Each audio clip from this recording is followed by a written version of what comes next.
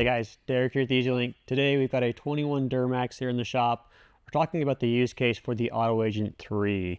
On this 21 Duramax, we are in need of a new air filter.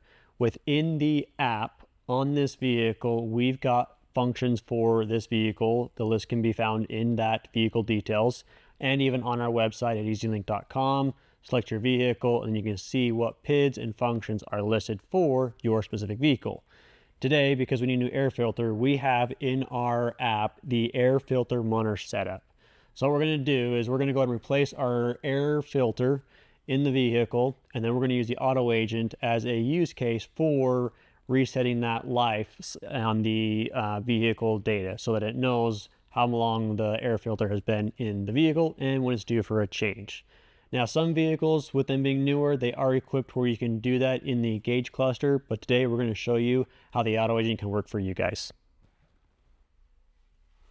All right, guys, so now that we have the air filter installed on the vehicle, you can, on this vehicle, go through the gauge cluster and reset that here, but we're going to do it through the Auto Agent app.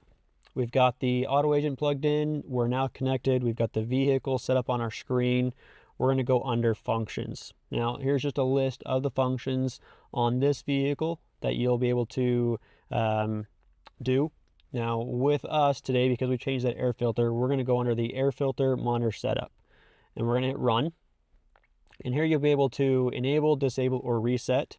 Because we've changed the filter, we want to reset. And then we're going to hit submit. And it's just that simple. So now if we were to go back to the gauge cluster, and we can scroll through, you'll see that your air filter life has been set to 100%. So just one more cool tool that the EZLYNK is using to help take back control of your vehicle. Stay tuned for more, guys. Thanks.